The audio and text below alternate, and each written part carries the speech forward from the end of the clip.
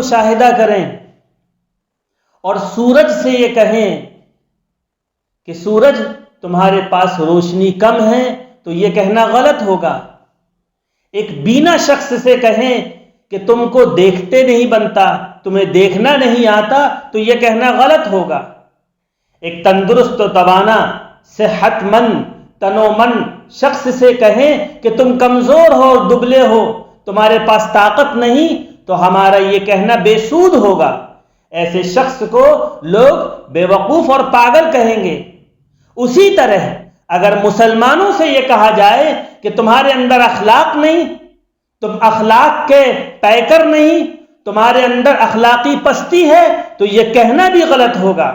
مسلمان اور با اخلاق نہ ہو ناممکن ہے۔ مسلمانوں کی اخلاق مندی 1300 سالہ جو تاریخ ہے اس سے پتہ چلتا ہے کہ مسلمانوں کے ہی اخلاق تھے۔ انہوں نے اخلاق کی تلوار سے ہمارے اس ملک ہندوستان میں اسلام کا پرچم بلند کیا اور اسلام کے پرچم کو گاڑا ہے۔ حضرت رسول پاک احمد مجتبی محمد صلی اللہ علیہ وسلم نے مسلمانوں کو اخلاقی تعلیم دینے کے تعلق سے آپ نے فرمایا بعثت لأتمم مکارم الاخلاق، میری بعثت ہی اسی لیے ہوئی ہے کہ تاکہ اخلاق کو مکمل کیا جائے۔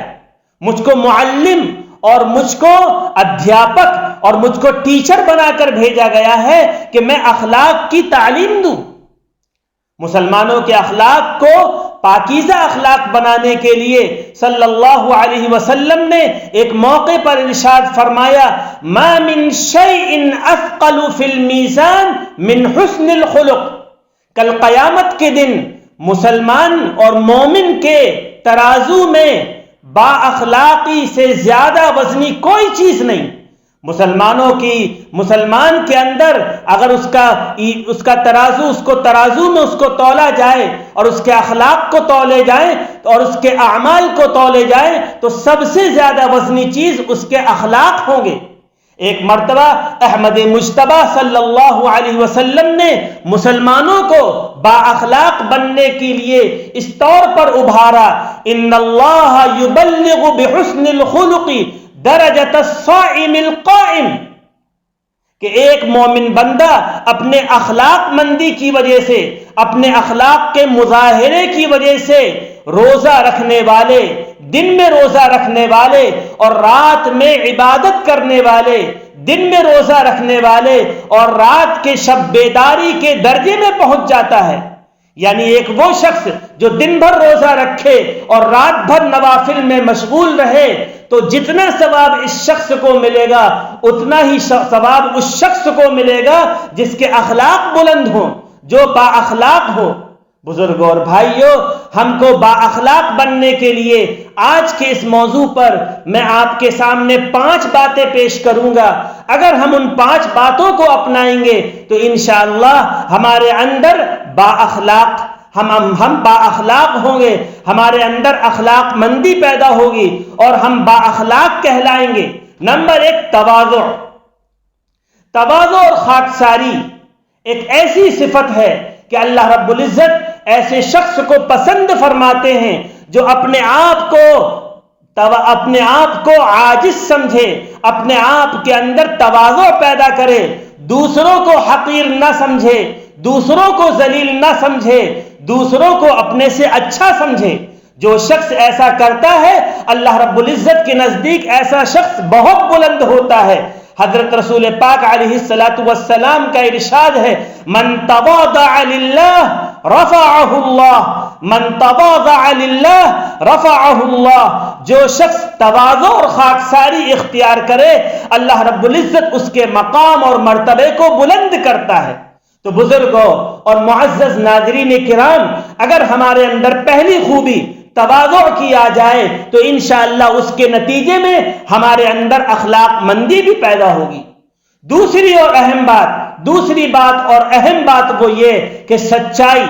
سچائی ایک ایسی چیز ہے کہ سچ آدمی کو نجات دیتی ہے۔ اگر کوئی آدمی جھوٹ بولتا ہے تو اس ایک جھوٹ کو چھپانے کے لیے 70 مرتبہ اور 100 مرتبہ جھوٹ بولنا پڑتا ہے۔ جو آدمی جھوٹ بولتا ہے اس کے اندر بے برکتی پیدا ہوتی ہے، جو آدمی سچ بولتا ہے اس کی سچائی کو لوگ سلام کرتے ہیں، اس کی بات پر اعتبار کرتے ہیں۔ اللہ کے نبی علیہ الصلوۃ والسلام کا ارشاد ہے، علیکم بالصدق فإن الصدق يهدي إلى البر وإن البر يهدي إلى الجنة وما يزال الرجل يصدق ويتحرى الصدق حتى يكتب عند الله صديقا حتى يكتب عند الله صديقا۔ حضرت رسول پاک علیہ الصلوۃ والسلام نے ارشاد فرمایا، سچائی کو لازم پکڑ لو، سچ بولو، کیونکہ سچائی نیک راستہ بتاتی ہے، نیکی کا راستہ بتاتی ہے، اور نیکی کا راستہ جنت کی طرف لے جاتا ہے، اور انسان مسلسل سچ بولتا رہتا ہے یہاں تک کہ اللہ کے نزدیک سچا لکھا جاتا ہے۔ تیسری بات اور اہم بات وہ یہ ہے کہ ہمارے اندر وعدہ وفائی ہو، ہم لوگ وعدے کے پکے ہوں، جس سے بھی وعدہ کریں وعدہ پورا کریں، کیونکہ ہمارا اور آپ کا معاملہ لین دین کا ہمیشہ ہوتا ہے۔ اگر لین دین میں ہم کسی سے معاملہ کریں تو اس معاملے کو پورا کریں۔ قرآن کریم میں اللہ رب العزت نے ارشاد فرمایا، یا ایھا الذین آمنوا اوفوا بالعقود، کہ اے ایمان والو اپنے وعدوں کو پورا کرو، والذین هم لاماناتهم وعہدهم راعون والذین هم علی صلواتهم یحافظون اولئک هم الوارثون الذین یرثون الفردوس هم فیہا خالدون، کہ نیک لوگ وہ ہیں جو اپنی امانت داری میں خیانت نہیں کرتے اور وعدوں کو پورا کرتے ہیں، نمازوں کی پابندی کرتے ہیں، یہی لوگ کامیاب ہیں، یہی لوگ جنت الفردوس کے وارث ہیں اور جنت الفردوس میں ہمیشہ ہمیشہ رہیں گے۔ چوتھی بات اور اہم بات وہ یہ ہے کہ ہم کو جب غصہ آئے اور ہمارے سامنے کبھی غصے کی بات ہو تو غصے پر ہم قابو پائیں، غصے پر کنٹرول کر لیں، کیونکہ ایک آدمی جب غصہ آتا ہے اسے تو غصے میں کوئی بھی کام کرتا ہے اس میں نقصان ہی نقصان ہوتا ہے۔ غصے کے نتیجے میں شوہر اور بیوی کے تعلقات خوشگوار نہیں رہتے، بسا اوقات شوہر اور بیوی کے تعلقات میں ناسازگاری پیدا ہو جاتی ہے اور دونوں کے اندر تعلقات ختم ہو جاتے ہیں۔ غصہ ایک ایسی چیز ہے، غصہ شیطان کی جانب سے آتا ہے اور شیطان انسان کا کھلا ہوا دشمن ہے۔ ان الشیطان لکم عدو فاتخذوہ عدوا۔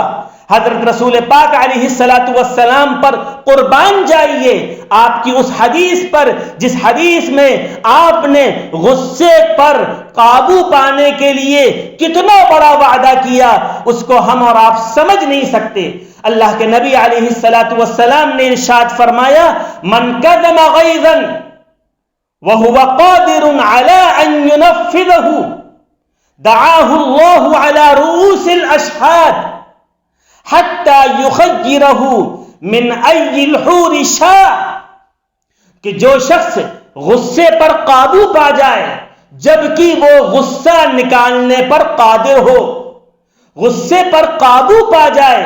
جو شخص اپنے غصے کو نکالنے پر قابو ہو۔ اور عام طور پہ ہم لوگ گھر کے باہر غصہ نہیں ہوتے، لیکن گھر کے اندر اپنی بیوی سے، اپنے بچوں سے، اپنی ماں سے، اپنے باپ سے، اپنی بہن سے، اپنی بیٹی سے، اپنے گھر کے رشتہ داروں سے غصہ ہوتے ہیں، گویا کہ ہم گھر میں تو شیر ہیں اور گھر کے باہر مجنون، کہ گھر کے باہر مجنون شخص کو، پاگل شخص کو کچھ بھی کہا جائے تو وہ ایک کان سے سنتا ہے اور دوسرے کان سے اڑا دیتا۔ تو گھر کے باہر ہم مجنون ہیں، لیکن گھر میں داخل ہوئے، قدم رکھا تو ہم شیر بن جاتے ہیں۔ بزرگوں اور بھائیوں، ہماری ذمہ داری ہے کہ ہم اپنے غصے پر قابو پائیں۔ من کظم غیظا، جو شخص غصے پر قابو پا جائے، وہو قادر علی ان ینفذہ، اس حال میں کہ وہ قادر ہے کہ اپنے غصے کو نکال لے، تو اللہ رب العزت اس کو پوری دنیا کے سامنے، پوری مخلوق کے سامنے کل قیامت کے دن بلائیں گے اور اس کو اختیار دیں گے کہ یہ حوریں ہیں، ان حوروں میں سے جس حور کو چاہو، جس خوبصورت لڑکی کو چاہو، جس خوبصورت حور کو چاہو چن لو اور اس کے ساتھ اس کو اپنے ساتھ رکھ لو۔ بزرگوں اور بھائیوں، چوتھی چیز یہ تھی کہ ہم اپنے غصے پر قابو پائیں۔ پانچویں اور آخری چیز، حضرت رسول پاک علیہ السلام نے فرمایا، قال اللہ تبارک و تعالی، حدیث قدسی ہے، انفق انفق علیک، اللہ رب العزت نے ہم کو اور آپ کو اگر مال دیا ہے اور مالدار ہیں تو ہمارے ایک بھائی ہیں، وہ ہمیشہ یہ کہتے ہیں کہ مالدار کو اپنے آپ کو یہ سمجھنا چاہیے کہ میں ایک پوسٹ مین ہوں، میں ایک ڈاکیا ہوں۔ ڈاکیا کا کام یہ ہے کہ ڈاک خانے جا کر ڈاک لے آئے اور پھر وہ ڈاک میں دیکھے کہ کس کے نام کی ہے، اس کے نام کو دے دے۔ کتنی پیاری مثال ہمارے بھائی نے دی، اور ہمارے بھائی عام طور پہ یہ کہا کرتے ہیں۔ تو بزرگوں، قرآن کریم میں حضرت رسول پاک علیہ السلام نے ارشاد فرمایا، انفق انفق علیک، خرچ کرو میں تم پر خرچ کروں گا۔ اللہ رب العزت کا ارشاد ہے، السخی قریب من اللہ، قریب من الجنہ، قریب من الناس، بعید من النار۔ سخی، سخاوت کرنے والا شخص، مال کو اللہ کے راستے میں ضرورت مندوں پر، فقر و فاقے والے لوگوں پر خرچ کرنے والا شخص ایسا ہے جیسا کہ وہ اللہ سے قریب ہے